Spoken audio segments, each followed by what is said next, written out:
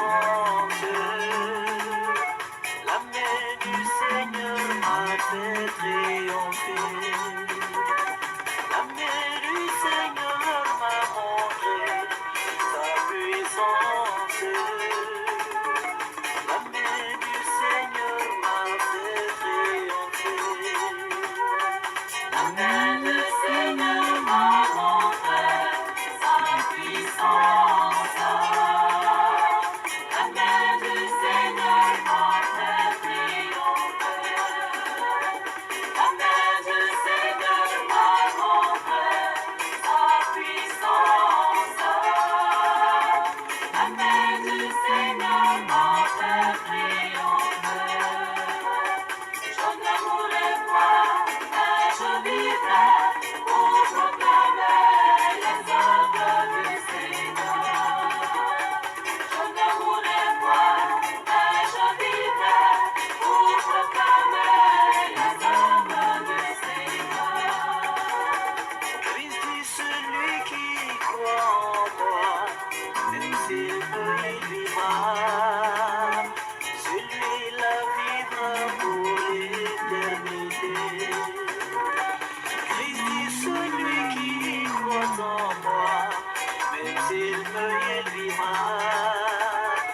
celui-là vivra pour l'éternité. Ok. Je bénis encore et encore et encore le nom du Seigneur pour ce jour où il nous a permis, vous et moi, d'être là encore pour suivre cette séance de vidéo. Vraiment, je dis merci Seigneur. C'est pour toi, c'est grâce à toi, c'est à cause de toi que tout ce qui a été fait et dit au cours de ces vidéos a été fait. C'est sous ton instruction. Je bénis ton nom. Je bénirai toujours ton nom. Et vous et moi, nous allons louer et bénir le nom du Seigneur chaque fois qu'il nous donnera un jour, une seconde, une minute à vivre sur cette terre des hommes. N'ayons pas peur des hommes, ayons peur de Dieu. N'ayons pas peur des hommes, ayons peur de Dieu. Merci.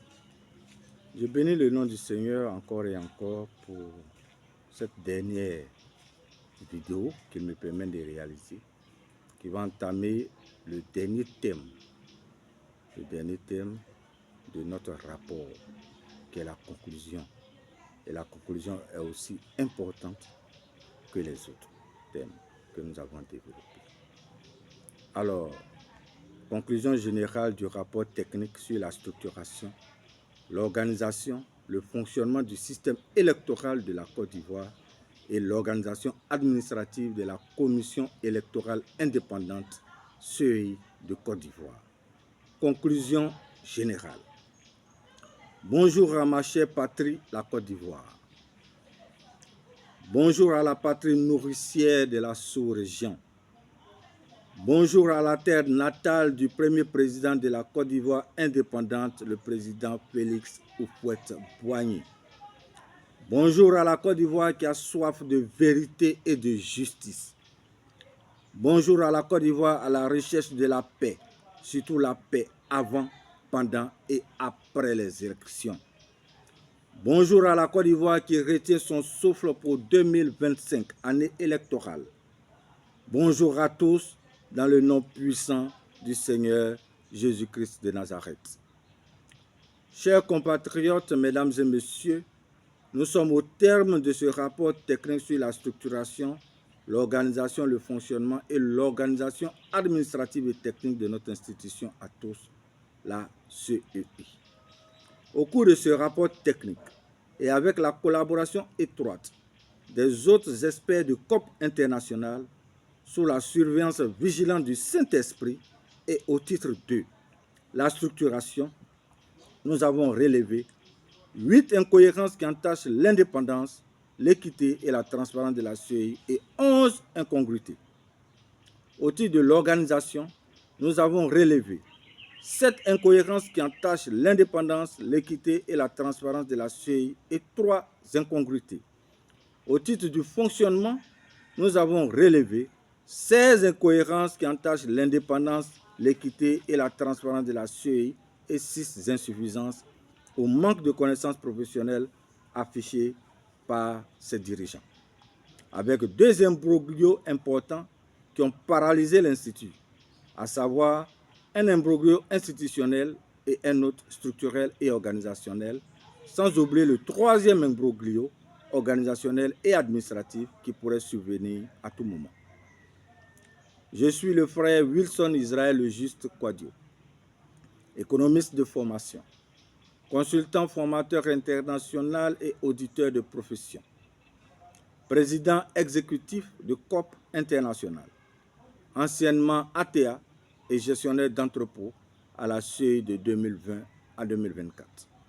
En somme, ce rapport technique sur le système électoral de la CEI, après avoir passé environ 4 années au cœur de l'appareil électoral et sur le théâtre opérationnel, a observé, a étudié, analysé, disséqué et en fonction des compétences qui sont les nôtres, de plus de 15 ans d'expérience en tant qu'expert logistique et supply chain, expert en planification et organisation industrielle et d'entreprise, consultant, formateur, auditeur et enseignant vacataire au supérieur technique et professionnel.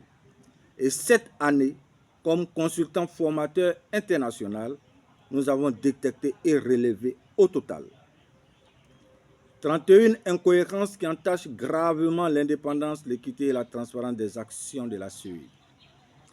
14 incongruités qui marquent que la CEI est bel et bien partisane.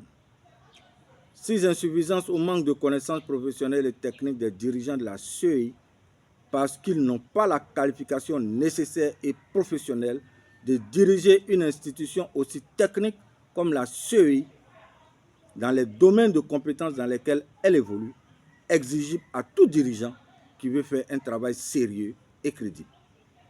En résumé, au vu de ce rapport technique et professionnel sur la CEI, nous avons répertorié 45 anomalies graves qui jouent de façon négative et ostentatoire sur la sincérité des scrutins et la crédibilité de la CEI. Et ce fait a créé un environnement favorisant l'exécution d'un schéma frauduleux mis en place qui a entaché gravement la crédibilité de cette institution.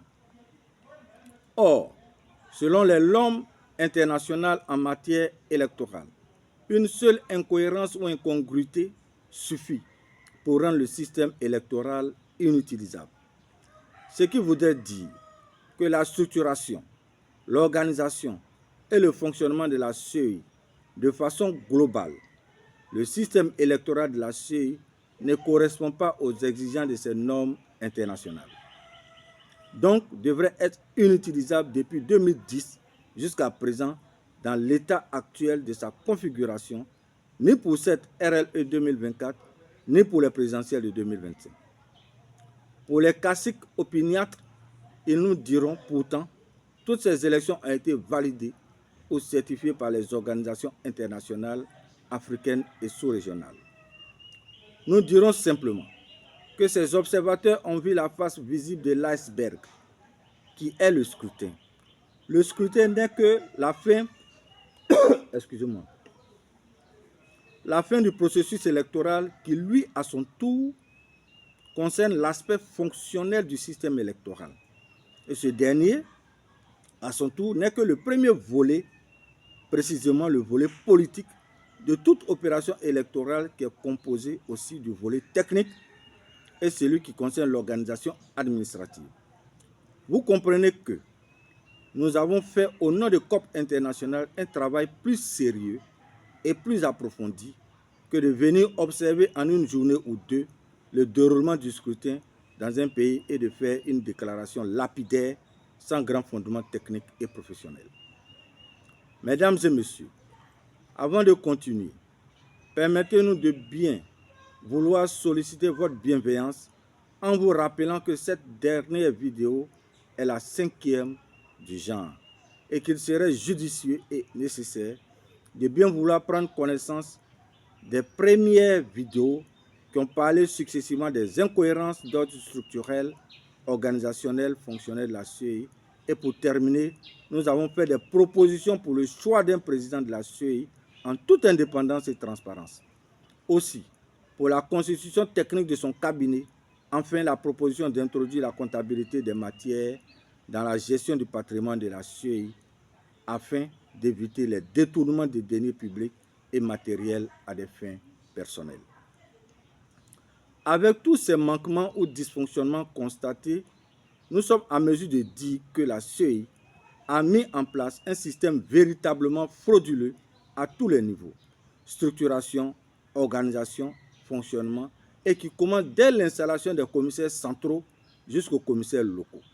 À l'avantage du parti politique qui est majoritaire à la commission centrale et donc majoritaire à la présidence des commissions locales, et cela depuis 2011. Cette fraude a aussi affecté l'organisation administrative des services de la CEI, avec un organigramme décousu et dans sa structuration que dans son fonctionnement. Animé par une équipe dirigeante n'ayant pas la qualification requise, donc incompétente en la matière, assurant le service d'entretien ou de maintien après installation d'un système électoral frauduleux à la CEI. Soutenu par une technicité informatique aussi aberrante dans sa conception que dans son fonctionnement. Partant de là, cette CEI ne pourra qu'organiser que des élections aussi simplement que possible. Cependant, techniquement parlant, ces élections ne pourront pas être transparentes ni équitables, ni sincères, pour ne même pas parler d'indépendance de la CEI. Ce système frauduleux mis en place par la CEI, dis-je, a abouti à élaborer une liste électorale problématique avec des milliers d'incohérences en complicité avec le partenaire sous-traitant de la CEI, qui est la société Idemia. En plus de cette fraude formelle sur la liste électorale, elle s'est encore donné le droit de mettre en place une fraude informelle sur le terrain. Ce qui voudrait dire que toutes les élections organisées par cette CEI depuis 2010 ont été frauduleuses à l'avantage du ou des candidats émanant du parti politique majoritaire dans les instances de cette CEI. Sur la base d'un système électoral partial et d'un processus électoral complètement aux mains des militants du parti politique majoritaire dans ces instances. Aidé par une liste électorale truffée de plus de 3 millions de non-droits à ce jour. Dans ces conditions, ce parti politique, logé à la même enseigne que les fraudeurs aux examens et aux concours, ou fraudeurs d'électricité et autres, ne devait pas s'enorgueillir de ses records à ces différentes élections. Ce modèle électoral que les politiciens ont choisi depuis 2011 nous a permis de faire de la Côte d'Ivoire un élégant modèle démocratique fâcheux et unique en son genre. Un tel système ne saurait être encore utilisé plus longtemps, voire même pour cette RLE de 2024 et les prochaines élections présidentielles de 2025. Voyez-en vous-même. Vu les dégâts créés par la CEI depuis 2011 jusqu'à aujourd'hui, qui l'ont davantage discrédité. Vu le nombre de recours pléthoriques déposés au Conseil constitutionnel en 2021, qui est sans précédent dans l'histoire électorale de la Côte d'Ivoire depuis les années 2000 et même avant. Le taux de plaintes déposées à la juridiction électorale devrait être un indicateur de performance de la CEI. Moins il aura de plaintes, plus la CEI serait performante et gagnerait en crédibilité et vice-versa. Ainsi prend fin la première partie de la vidéo numéro 5. Je vous remercie.